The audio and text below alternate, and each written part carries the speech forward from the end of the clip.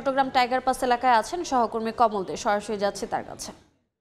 কমল, যতদিন পর্যন্ত মানুষ রেললাইন কেন্দ্রিক সচেতন হবে না, খামখেয়ালিপনা কমবে না, ততদিন পর্যন্ত মৃত্যুহার কমানো যাবে না। এটি আমার কথা নয়, এটি বলছেন রেলের ঊর্ধ্বতন কর্মকর্তারা, বলছেন জিআরপি পুলিশ কর্মকর্তারা। তারা বলছেন যখন রেল ক্রস হয় তখন কিন্তু রেলকে থামানো যায় না, কিন্তু সাধারণ মানুষ খুব ঝুঁকিপূর্ণ অবস্থায় রেল লাইন পারাপার হচ্ছে, রেল লাইনের উপরে হাঁটছে, রেল লাইনে মোবাইল নিয়ে চলাচল করছে, আর এর ফলে কিন্তু দুর্ঘটনার পরিমাণ কমছে না, বরং দিন দিন বেড়ে চলেছে।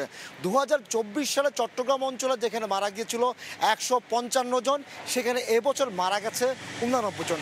আমরা যদি বলি যে রেল, আমি একটু দেখানোর চেষ্টা করি, রেল ক্রস করে যাচ্ছে কিন্তু সাধারণ মানুষ রেল লাইনের উপর উঠে যায় এবং তখন রেল লাইন থামানো যায় না, মৃত্যু অবতারিত হয়ে যায়। সর্বশেষ গত 19 জুন যে ঘটনা মিরেশ্বরায় ঘটেছে সেটি হলো 5 বন্ধু রেল লাইনের উপর আড্ডা মারছিল এবং রেল যখন চলে তারা বুঝতে পারেনি 3 জনে মারা গেছে। এক্ষেত্রে নতুন রেল লাইন হলে সেখানে মানুষ আড্ডা মারছে, বাড়ির পাশে রেল লাইনে আড্ডা মারছে, কিন্তু ট্রেন কখন আসছে বা ট্রেন কখন যাচ্ছে সেটা তাদের কোনো হুঁশজ্ঞান থাকে না। এবং রেল লাইনের উপর সবচেয়ে যেটা মারাত্মক সেটি হলো তারা মোবাইল ব্যবহার, অর্থাৎ তরুণদের মধ্যে একটি অংশ দেখা যায় রেল লাইনের উপরে এসে মোবাইলে কথা বলছে, যে মোবাইলে যখন রেল লাইন যখন চলে, রেল যখন চলে তখন তারা সংকেতটা বুঝতে পারে না, হুইসেল দেওয়ার পরও তাদেরকে রোধ করা যাচ্ছে না।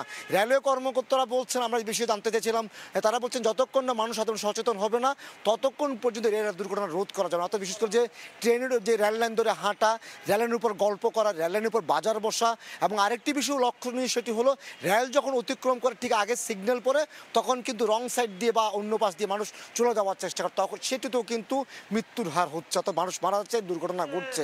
কারণ রেল নিয়ন্ত্রণ করা যায় না, যেটি বলেছেন অন্তত 100 মিটার দূর থেকে রেলকে যদি কোথাও থামতে হয় 100 মিটার আগে থেকে তাকে ব্রেক করতে হয়।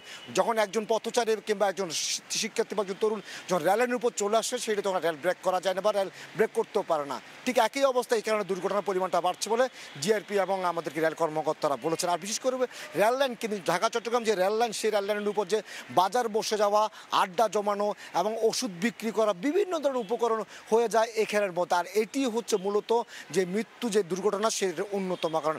আমরা দেখেছি প্রায় 10টি কারণ শনাক্ত করেছে রেলওয়ে কর্তৃপক্ষ, সেটি হলো রেল লাইন ধরে হাঁটা, মোবাইলে কথা বলা, আড্ডা দেওয়া, বাজার বসা, ওষুধ বিক্রি করা, হাট বাজার বসা, এসব কারণে মূলত রেল লাইন কেন্দ্রিক মৃত্যুহার বাড়ছে বলে রেলওয়ে কর্মকর্তারা আমাদেরকে জানিয়েছেন, যেটি 2024 সালে ছিল 155 জন, আর গত 6 মাসে মারা গেছে 89 জন, সর্বশেষ গত 19 জুন মারা গেছেন মিরসরাইতে 3 জন। তো এখন পর্যন্ত আমার কাছে ছিল যে চট্টগ্রাম অঞ্চলে নানা কারণে যে রেলের উপর যে রেল লাইন কেন্দ্রিক যে দুর্ঘটনাগুলি বাড়ছে তার সর্বশেষ। সরাসরি যুক্ত ছিলাম চট্টগ্রামের টাইগার পাস এলাকায়।